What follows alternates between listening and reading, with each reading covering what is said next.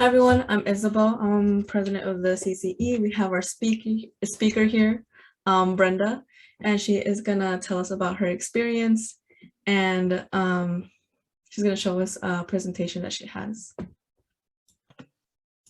Thanks, Isabel. Hello, everyone. I'm very happy to be here with you in your engineering club. I would like to thank Professor Tess for inviting me today, and I'm very honored to share with you my experience in engineering. Please feel free to interrupt me anytime you would like to ask me something. Let's make this, I don't know, something like a conversation. And please excuse me if sometimes I may speak slow, or maybe I'll need a pause because I'm recovering from COVID and I need to take it slow. But yeah, I'm gonna share my screen.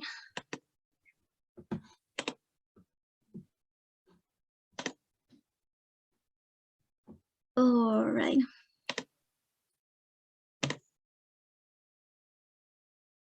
Yeah, well, I call this presentation my unexpected journey. As Isabel said, my name is Brenda Rojas Cala. I'm Peruvian, and I studied mechanical engineering in Peru. Well, some things about me. I'm 24 years old. I consider myself to be a very passionate person. As you can see in the first picture, I love water sports. That time I was doing scuba diving for the first time in my life. And I think that was the most awesome moment in my 24 years old. Besides, I have participated in several swimming and surfing competitions since I was 12 years old. I also love to dance, and so I love my Peruvian culture. In the second picture, there is me participating in a huge, let's say, carnival that is in a city in the Andes of Peru. And in the third picture, you can see that there is me giving a presentation in an event for the Women in Engineering Day. I like to help promoting women's empowerment. I feel like special commitment to the fight of gender equality. Well, that being said, here is me and my friends from high school. We were graduating, and here was a big question for me. So, who I want to become? What should I study? And you can see these were my four options to study. I wanted to become a pilot, but I believe that it would mean too much time without my family. Another option was to become a dancer. You can't imagine how much I love to dance. However, it's like I couldn't see myself taking this as something professional. I was dancing just for fun. The other option was to become a professional swimmer. But yeah, this meant that I needed to have a strict control of my life, of what I eat, of how I rest, how I sleep. And I thought that it was too much for me. And yeah, the other option was to become an engineer. And within all the fields in engineering, I decided I wanted to become a mechanical engineering. Basically, because I like physics, I think more than any other course in school. I think that in mechanical engineering, you are allowed to use a lot of physics to create technology. And for me, it was crazy to see all the machinery operating, I mean, gears, shafts, conveyors, power screws, like all merged in one system to generate movement. And I felt like that was really cool. And that's why I decided to study mechanical engineering. But also I felt motivated by three important things. The first one is I thought that this career would allow me to play. And yeah, by this, I mean that I think this career allows you to explore your creativity without limits. I think it gives you the tools so you can create anything just to have fun. My second motivation was that the things that you create can also be useful to help other people. And since very young, I had a very high social sensibility, and I always wish to contribute to my community or to my country. And also, well, in Peru, mechanical engineering is considered to be a career for men. And my family really, they wanted me to study something more female. But I wanted to break those stereotypes and prove them that I can do well in this career. And yep, that was it. That was the beginning of what I call my unexpected journey. Here you can see the first two projects I did in my first year. On the left, we did a Tetris game. We call it this Tetris, and you can only play this game if you put a plastic bottle inside the machine, in a way to promote recycling too. And on the right, there is me and my group presenting the idea of an app. We call it Chapa tu Profe. These are Peruvian slang words, but it would mean something like catch your professor, literally, because our idea was that this app would allow you to improve your communication with your professors, make it more fluent, easier, and faster. Yeah, this my second year in 2016. I was part and I was elected to participate in an exchange program with the Colorado School of Mines for one semester. And this is me in this picture, me and one of my best friends. We were there in Golden, Colorado. And those months were wonderful. And actually, there is where I met Tess. And with her guidance, me and a group of students from UTEC and CSM, we had the opportunity to go to a rural town in Peru to analyze their water quality. And here you can see some pictures of that experience. I think that one of the most important things here was to gain community trust and to understand their socioeconomical background and to obtain real information and real data of what was happening there, what was the real problem. But more importantly, for me, it was the first time that I was using engineering to help people. And also, it gave me the opportunity to realize that there are really poor water and sanitation systems in my home country. So that experience really marked me in a special way. And it was crucial for an important decision that I had to make 6 years later. And I will tell you about that in a few minutes. But let's just keep with that. In 2017, I did my first internship. It was in a mine, and I was there for 3 months. My specific duties were to manage the weekly maintenance for truck fleet.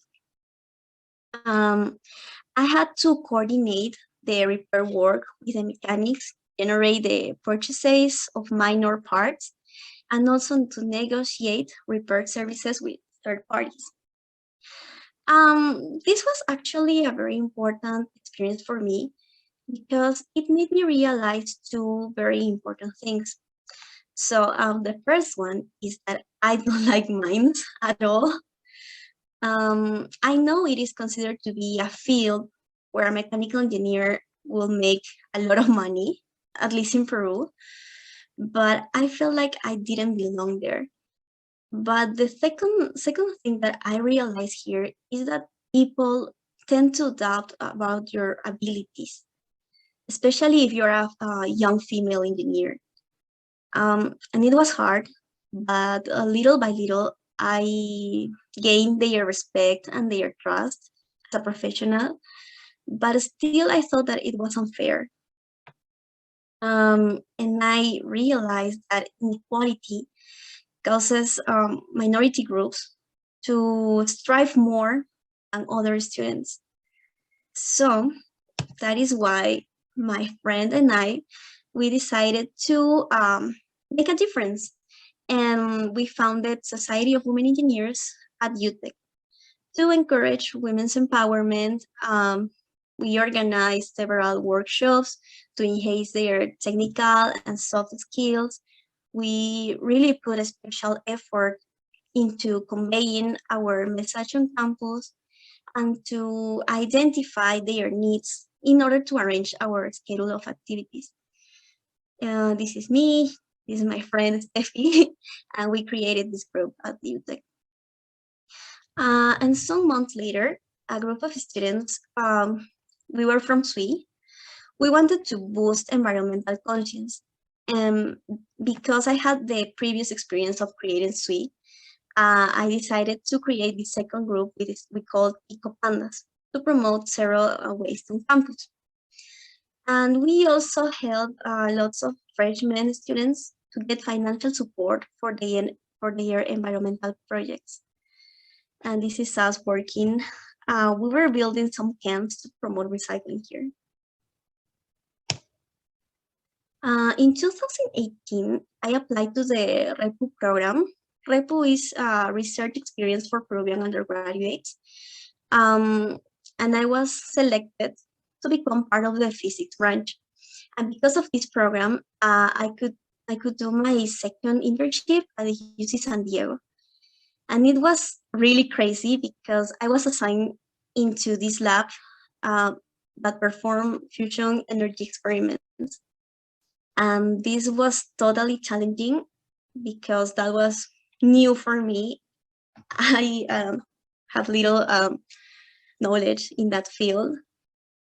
So I had to spend too much time searching on literature and with other grad students. I was always asking them questions. I really wanted to understand this topic. And here my specific duties were to redesign a probe that actually is called a Langmuir probe to measure plasma parameters. But this design had special requirements. Like, for example, it had to tolerate a speed of 20 Gs to 50 Gs, for example, and it was extremely challenging. Yeah, and on the right here, you can see one of the parts that I designed. It was actually a connector. It connected the shaft of the probe with the head, and it envelopes 11 coaxial cables here. And this experience helped me to be more persistent and creative, to find alternatives when doing design, because it was very frustrating because I used to come up with a design and I went to the TI and everything was okay until a very small detail, and it was, you need to do it again and again and again and again. And yeah, it helped me to be more patient, I think. And I had my third internship in 2019. I was accepted to work at the University of Alberta in Canada through the eLab scholarship. Well, here I work on simulating wind loads impacting on campus. Here's a very funny thing, and that is that it's like I was also part of the experiment because my PI wanted me to try a new software for CFD analysis. CFD is computational fluid dynamics and analysis. He wanted me to create from scratch the mesh and do all the simulations by my own. And this was the first time that I was working like only me without a team. It was very interesting. I found ways to be more organized and to work to keep motivating me. And yeah, it was also a new field for me. And I think I really liked the weather there, but it was at the same time it was hard because if you got sick, it was like a rule that you had to stay home. And I got sick a lot of times, and it was a little bit hard to keep going to the lab. But yeah, apart from that, everything was really good. And finally, since last year, I've been working on my thesis project, which is developing a machine learning model to predict failures in diesel engine. This is for mining trucks in Peru. And again, one more time, my understanding about AI was almost zero, but I like those types of challenges, and I managed to present this project in Peru to obtain my bachelor's degree. And this is, I think, I feel really proud of this because these are the things that I obtained with my model. Accuracy to predict failures is 92.7%. The model can alert the operators to month in advance, so they have enough time to schedule the maintenance or to buy another engine. And also, this is very impressive for me. $58 million were estimated to for every 11 years that the company would be able to save if they implement this model. I'm still working on this because I need to present this project again to obtain my, let's say, engineering degree. Because in Peru, it's like you get your bachelor's, you graduate from university, but after that, if you want to be called like an engineer, you need to have your thesis approved by a jury. So, and now what comes next for me? Well, a month ago, I received this incredible notice that I have been accepted into Stanford University. And remember I told you about an important decision I had to make? Well, it was about my future and what I wanted to do after university. And yeah, you may have noticed that I had explored so many fields as a mechanical engineer. I did engineering design, maintenance of machinery. I explored fluid mechanic softwares. I applied AI to keep diesel engines safe. I was in exploring lots of topics, and I needed to concentrate and focus on a specific field, right? I had to make a decision about where I want to use the skills and the tools I obtain as a mechanical engineer. And yeah, somehow like in my head and in my heart, it was all about helping people. And the humanitarian project I did with Tess in 2016 really helped me to realize that it might be really cool to create technology to improve water quality and to promote human health. And that is why I applied to the environmental program at Stanford, and I'm gonna focus on water resources engineering. And so now the reason why I want to seek for a master's degree is because I want to develop innovative, safe, and affordable technologies in order to improve water and sanitation systems. But also, I think that this could help to contribute to economic growth.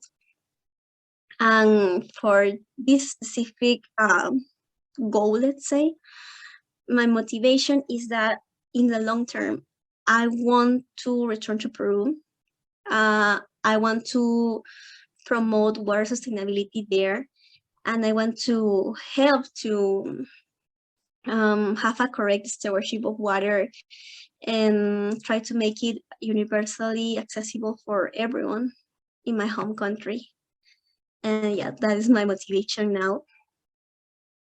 And well, that's it. That's what comes next for me.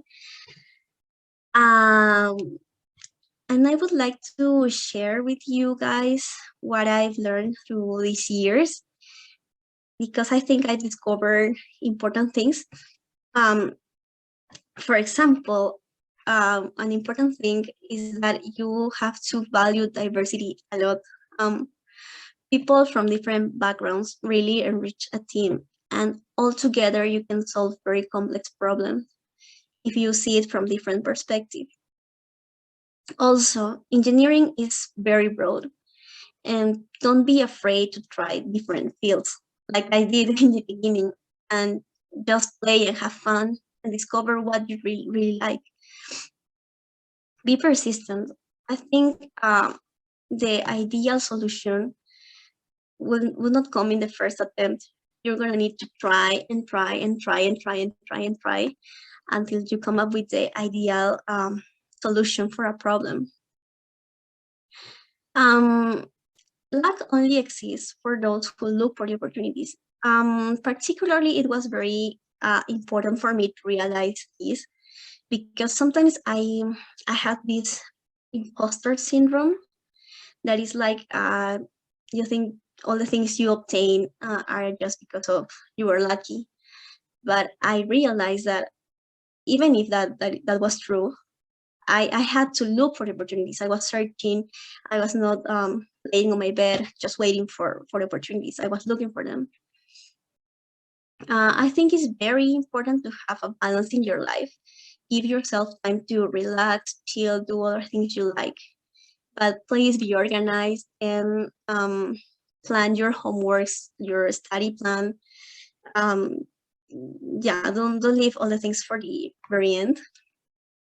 I think for an engineer, it is very important to be curious. I think that is the best way to learn. But also to be flexible with your ideas, because it happens a lot that you are coming up with a design, in my case, for example, and I was almost finishing, and in the end, it happened something that made me change everything, and I had to start from zero again. I needed to be very flexible and tolerate that frustration. And yeah, probably one of the most important things for me, at least, is that I think it's very, very important to find your real motivation, because sometimes you think that you have motivations, but there might be one or two that you really feel passionate about, that are the real reasons that you have in your heart that will make you keep trying, and it will allow you to not give up. And I think that is the best way to have a successful career. And this is a sentence. I wish I could remember who told me this, but the truth is that I don't even remember when I heard this. But this was in a moment of my life that everything was kind of dark. There were some difficult situations, but someone told me that if you shine from the inside, you will also shine on the outside. That was totally true. It changed everything in my life, because I remember that I was trying so hard at school, the university, but things like they didn't go well, and I couldn't understand why. And then I changed my mind. I started looking for more peace. I started to have more balance in my life, and then everything was just easier for me. And I think I keep this for everything in my life, and I use this sentence a lot. And yep, that's it. That's kind of my experience. Thank you so much. And if there are any questions, I'll be more than happy to answer them.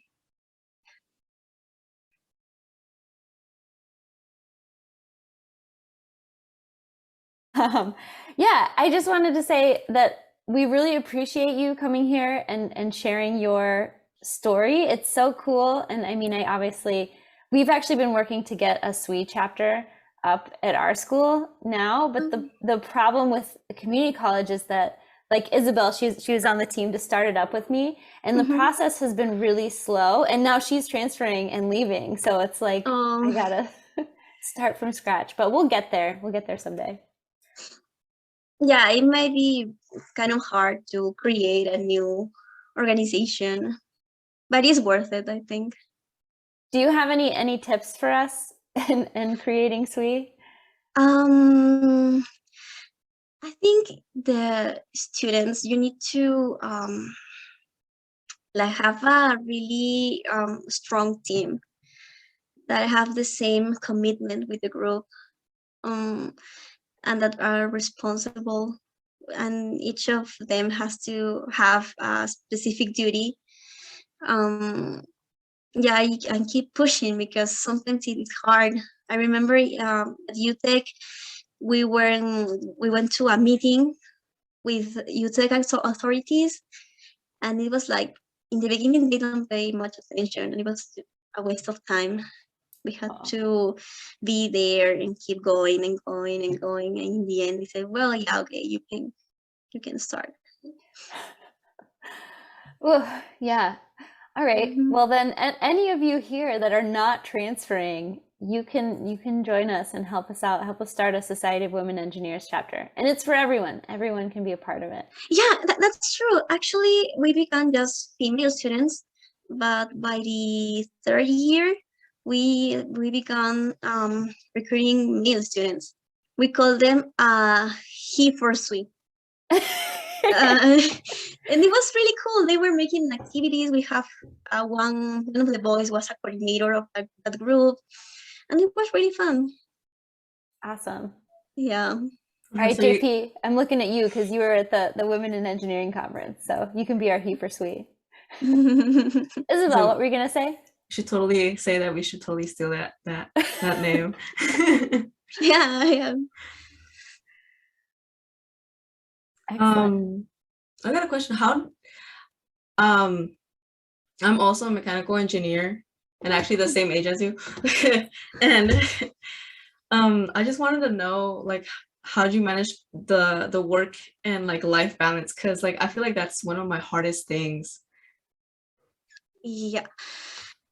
Well, in the beginning, it was really hard. I stressed too much. I was getting sick. That's the truth. I was getting sick. It was really hard for me. And it was also weird because I feel like I had no time for anything like extracurricular, just to study, to do homeworks, and I feel like I didn't have time. It was crazy. But then I started by gaining peace inside me, like relaxing, trying to chill, trying to say, okay, if anything goes wrong with a class, with a homework, with an exam, it's okay. When I started relaxing, I could make a better schedule for my everyday. And yeah, I think it's just a matter of you need to relax. That's the most important thing. And yeah, it's crazy because it was just that for me. Okay, because classes were the same, some hours of classes were the same, homeworks were the same, sounds were the same. I just need to change my mind and said, it's okay. I don't need to be perfect. I'll actually take that hint. I'll take that advice. Thank you. Yeah. Yeah, I have a question. I wanted to ask you about the programs that you take. How did you learn about them? And did it cost you any money to get into them? Okay. Not really. I mean, for the exchange program, it was financed by my home university. When I did the internship at UCSD at UC San Diego, the program is like a national contest. So you apply to REPU, it's for Peruvian students, but I know that there are similar programs in more countries. That you apply, there is a process of selection, and once you're selected, they assign you to a university in the US. They don't pay you for that, but you can talk with the professor. You can send him or her an email, and they can give you funding. That was my case. The professor gave me some funding. I can be there. And in my second internship at University of Alberta, it was a scholarship. Actually, the government of Canada was giving those scholarships for students in countries of Latin America, which was really cool. And the money was more than enough to live there. Okay. Yeah, there are lots of opportunities, but they are not easy to find. It takes a time to look to find them. I think the closest we have to like the REPU program would be the RUs, the research experience for undergrad. But it's a little different where here you would actually pick the program you want to be a part of and you apply to that program specifically, and then you learn whether you get in. So it's not like a whole nationally organized thing. It's more specific per project. But they do pay you. So Carlo, if you're ever interested in doing research at a different university, that's the perfect way to do it. And they, we talk about them a lot. I know a couple, I don't know that any of you guys here have any RUs for this summer. Let me know if I'm wrong. But I know, Kirsten did an RU in the past. We've got, let's see, Ayami is doing one this summer. So we've got people in our engineering crowd have done them and are doing them. So we'll keep you posted on that, Carlo, because it's a cool experience. Thank you. I will appreciate that. And I know that there's also a chance that you can search for different labs at different universities, and you can send the professors an email. So if you have luck, they can answer you, and they can say, yeah, you can come, I'm gonna pay you. And that happens too. Yeah, actually, that's a great idea, because if you live where we live, I mean, we're close to so many schools, right? We've got East Bay, Berkeley, we have San Jose. Across the bay, there's Stanford, there's San Francisco State. So I would suggest that's a great idea. Just email professors at universities you might want to go to or that study things that you might want to study. I like thinking from my perspective as a professor, if some random person emailed me and was like, I want to work with you, like I want to learn about this, I'd be like, excellent, I need help. Like, let me give you a job. And sometimes I don't know that they'd always be able to pay you because they might not be expecting you in that way. But even if you had something local, like if you found a professor at East Bay that you wanted to work with, that's a wonderful thing to put on your resume, even if you're not getting paid for it, to just get exposure to that. And often I think what happens with professors is that if you were to volunteer for a semester and help them for a semester and they really liked you, they would find money to pay you in the future. So yeah, I know that money's definitely important. But it doesn't ever hurt to email the professors. We're not that scary. Some of us. Most of us are not that scary. The worst that could happen is they just ignore you and you never hear back. So.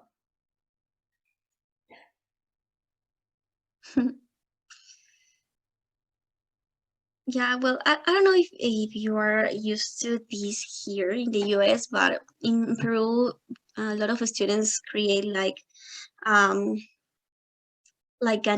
events, so family and friends can donate in a way to help them to pay their studies or their internships abroad. That's something people used to do in Peru. Interesting. I don't know. Do you guys do that? Have you heard of people doing that here? I've never heard of people doing that in the US. Like kind of like a GoFundMe for school expenses, but having like a party or something where people can come and help you out. I don't know. I'm sorry, but I only saw that like on a show that I was watching on Netflix. But I haven't seen that ever done like in real life. But that's pretty, I think that's pretty cool. It's a pretty neat way. Yeah, and there are like some prizes aren't like books or I don't know, small things, but it's more like how can I say it? It's just to help. But people like to send like give some prizes, which are small but significant, something like that. Yeah. It's so interesting. It's almost like it's definitely maybe just a cultural difference where in Peru, maybe you all are much more community based and you have a lot more community pride and they're like, oh, this Brenda, she's going places, let's help her out. But here I feel like it's so much more like you're on little islands. Like there's not the sense of community. Like, you could go, maybe your neighbor next door might, give you $5 or something, but you go to the house after that and they're like, who are you? Why would I care about your education? So it's a different feeling. Like it feels like there's much less community here, perhaps. I don't know. Maybe Yeah, I'm I wrong. think yeah, but I think it may be because in Peru there is a lack of opportunities. So it's kind of rare to see someone that is going to, let's say, I don't know, Berkeley or Stanford. It's weird. So people like they really feel happy about that person. And it's like we need to help him, we need to help her. Maybe that's one reason too. Yeah. It's really beautiful and very, very cool. And I'm glad that they're all very proud of you. I'm sure, Brenda. Oh yeah, congratulations, by the way. Thank you so much, and thank you, Tess. you gave me a lot of advice too. No problem. Do you know who you're going to be working with? Like, do you have an advisor at Stanford? Not yet. I haven't been assigned yet. Okay, cool. So you're going to be coming back to the Bay and you can come visit us in person then. Yeah, I would like to. Awesome. Yeah, well, maybe we'll have you come back and talk about your grad research, but the group will be totally different because so many of you are leaving me. Oh. Yeah, but I think I'm gonna be there in August, late August. Okay. Yeah, I love there. The Bay Area is so beautiful. Yeah, it's a nice place. It's been really windy lately. Is that just me in Fremont or is that everywhere? No, it's here in Oakland too. It's very windy. Very windy. Yeah, but I don't know. For me, it's the perfect weather. It is. I think it's the perfect weather for many people. I think that's part of why there's so many people here. Yeah, I couldn't find any similar weather in Peru. Yeah, it's nice every day. It's like, actually, I have no idea what the temperature is today. It's maybe 68, perhaps. I don't know, but it's nice. Anyways, not to hijack your talk with weather, talking about weather. Any of you have any other questions about anything she covered? We have plenty of time, so feel free to pick her brain, get some more tips, make her elaborate on tips that she gave us.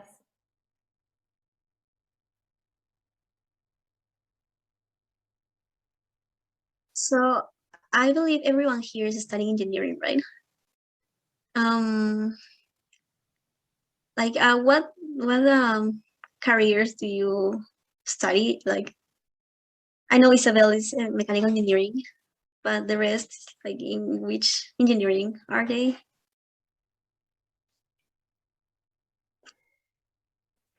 I'm interested in bioengineering. That's what I want to do. Oh, cool.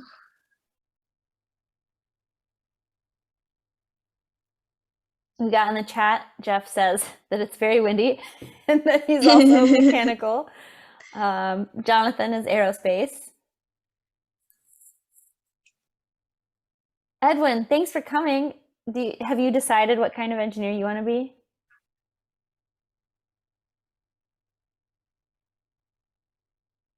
Sorry, what was it? Have you decided what kind of engineer you want to be? Yeah, I was looking at mechanical engineering. Awesome. And Yay. Here is mechanical engineering also like considered to be a male career, or is more balanced between female and male students? It is definitely it's we have like a couple women in our classes, but it is mostly male. It's like I was the only woman in our circuits class, and unfortunately I dropped it, which I said, I'm like, I'm so sorry, women, like that the only woman in circuits class had to drop it. Like yeah, like it's majority male. But so far they've been nice, the ones I've met. Yeah, when I started, we were three, but in the whole department. Like not only my class, the whole department of mechanical engineering, we were just three. Oh wow. How was that? Like, did you guys feel like it was kind of like a competitiveness between like men and female, or was it like not really? I think it was harder for us because the other students tend to not like rely much on us. Like I remember, and this like was that experience really was like, I don't know how to say it, but I remember one of my first homeworks that was in a team. One of the students, he said that, yeah, you're doing this, and doing this. Brenda, it's okay if you do the PowerPoint presentation, and just that. And I was like, why? I mean, I can do the same things that you are doing, right? Yeah, there are some bad things that happen just because you're a girl in a career as a mechanical engineer. I remember another one that this doesn't happen to me, but it happened to a friend. The professor asked her to bring a tool. I don't remember the name of the tool. But she says, okay, Karen, can you please go and grab this tool? And when she was going, he said, oh, never mind. Probably you don't know what is that tool. And it was horrible. But in the end, she really knew because she used to work in a mechanical workshop with her dad. So she even had more knowledge than many of the other students. But yeah, there were some bad things that happened sometimes. Yeah, I have heard of that. Like, thankfully here, I feel like because we're in California and I guess we're a little bit more chill and more accepting. Like I have heard of like women having to like to just kind of like I guess have to like show that they are just as knowledgeable or even more knowledgeable in order to like, you know, have their foot in the door. And it's like it's kind of unfortunate, but like it kind of just, you guys really have like showed that like, hey, yeah, I can do it. Yeah, I think it's little by little. In every homework, in every project, little by little, you are showing them that you can do it. And it's actually funny because in the end, like in my last year, in my senior year, I even managed to become like the leader of the class because they were like, Brenda, can you please help me with this? Do you think this is okay? I solved this problem like this. And it was hard, and I don't think that's fair. Mm-hmm. But yeah, it's something that I wish it could change in next years.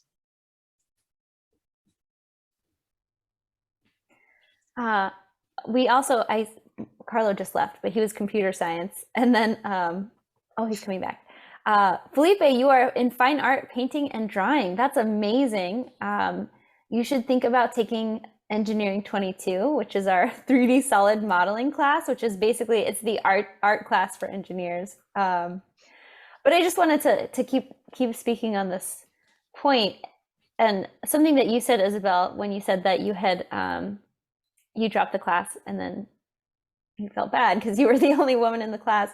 Yeah. That's like, I mean, it really is extra pressure, I think, that women feel in classes when there so few of them, is that, you know, it's almost like we're holding the weight of, you know, women's empowerment on our shoulders. And if we drop, which it's, you know, it seems like it's much more a bigger deal than if 1 out of the 23 men drop. And it's definitely a lot. It's in our heads. It's not necessarily a real, like, you're not letting down all women when you drop a class. But that is what it feels like. And I think, you know, I, as an engineering student myself, I felt like I had also the pressure, like the professors know you, because when you have a class of 50 and there are 2 women, it's easy to learn your name and to know who you are.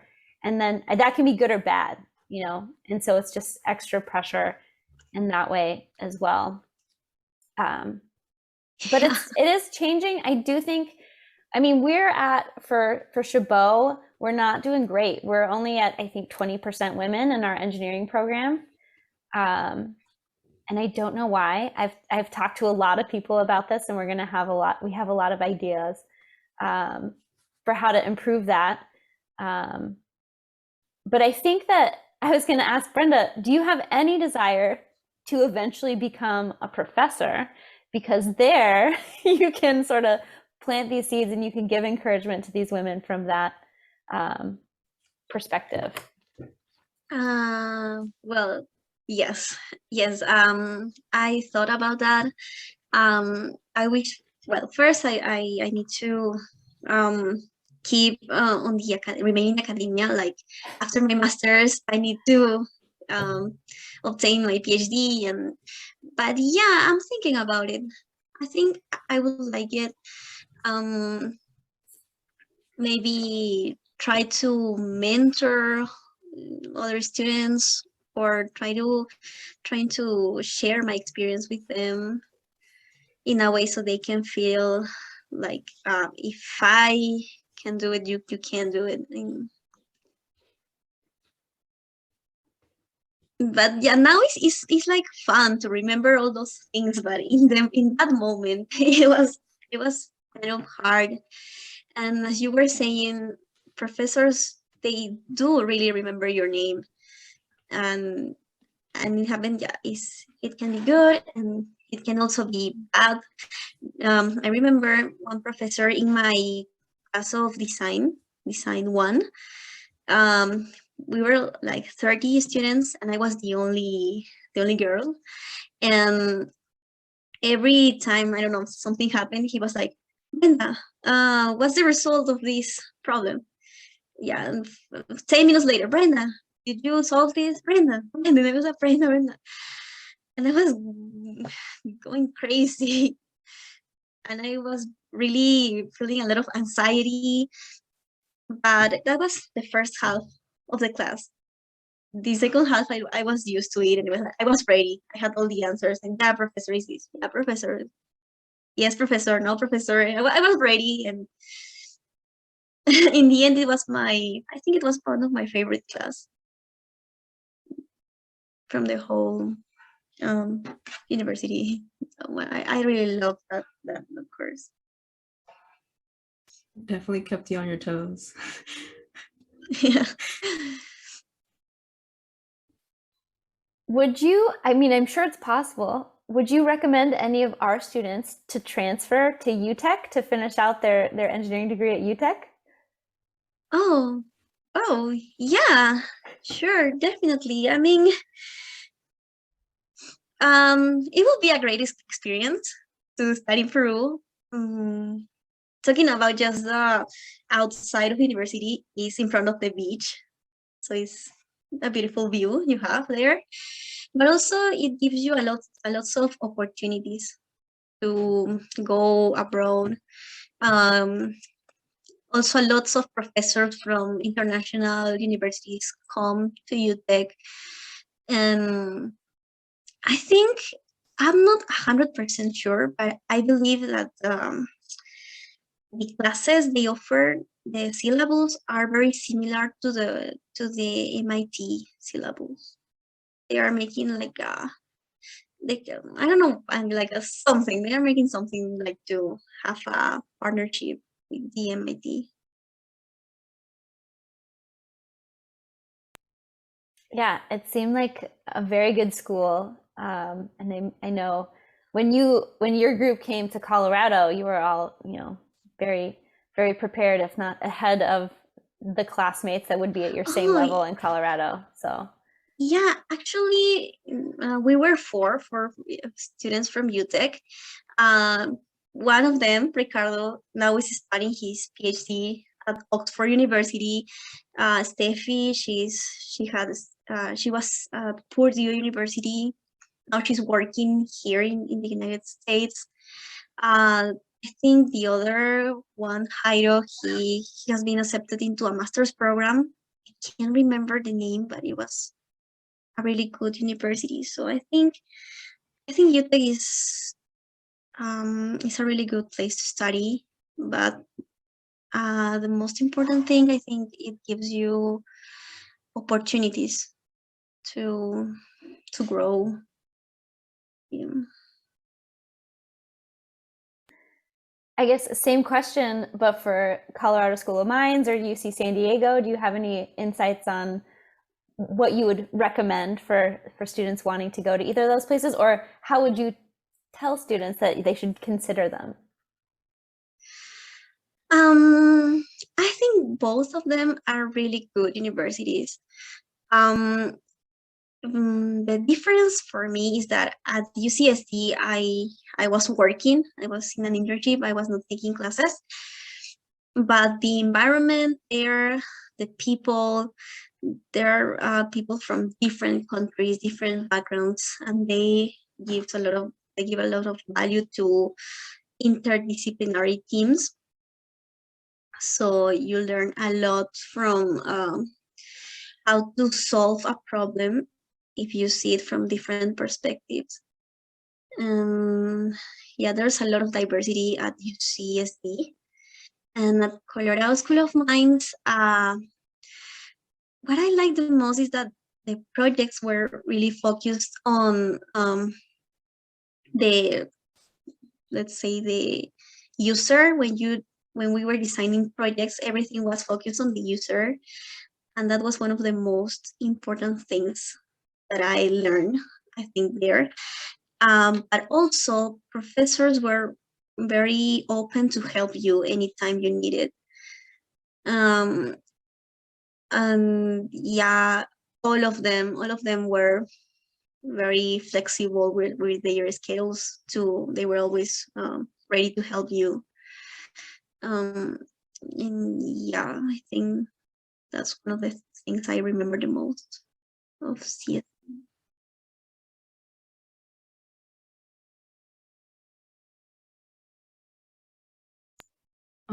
So I think I have this one quick question, because I think a lot of students of ours have this kind of like problem in common. Is like, when you were applying to these things, did you feel ready for them, or did you just like say, you know what, I'm just gonna jump in? Yeah. I don't know why. I think this is most common, more common than I thought. But yeah, you feel a lot of insecurities, because sometimes you feel like you are not good enough to apply for that, or that there might be another students that have a better background than you, a better resume. But I remember what Ricardo, which Tess knows, she knows him. He applied before me to the program, and he told me that programs normally don't wait for, they do not select the students that are already brilliant or the best students. The programs select the students that have the projection to be great students. So you just need to show them that you can do it, not necessarily that you have done incredible things. Okay, I think that's just something that's like really important and really hard to like also just like actually do. Yeah. Well, And yeah, one more thing is, like I said, just look for the opportunities and jump in. Just do it. Because sometimes you may think that it happened to me. I thought that the things that I did were just because I was lucky. I had luck. Well, yeah, maybe, I don't know. They made a mistake and they write my name and they said I was selected. But anyways, you were selected. You were there applying. I think it's worse just to say, oh no, I'm not gonna apply. I'm not gonna be selected. And yep.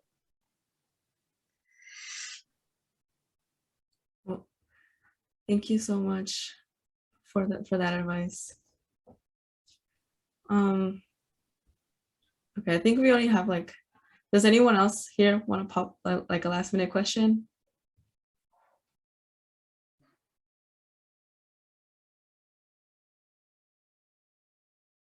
Okay. Going once, going twice. Okay, sold. Well, thank you so much, Brenda, for joining us. And this kind of like concludes our meeting. If can you like I know in the beginning you kind of shared your LinkedIn. If you could share that in the chat, so like so that like other people could like try to link in with you if they want to like connect with you or they want to talk to you about mentoring, like you like said before. And I think you have like you've given such great advice, and like I appreciate it so much. Yeah, I'll be more than happy to help you. If you need any tips or anything, just contact me. I don't have control to my screen. Says I don't know if so I cannot open the chat.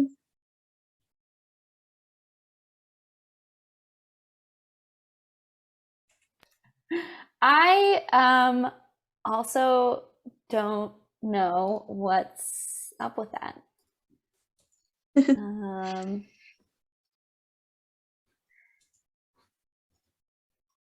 So can you reshare your screen? Do you have the power to do that? No. No. Okay, well I mean we recorded this meeting, so I will, well, okay, just do you want to just say what is your LinkedIn Oh, is Brenda RC. Brenda RC. Let's see. Let me see if I can.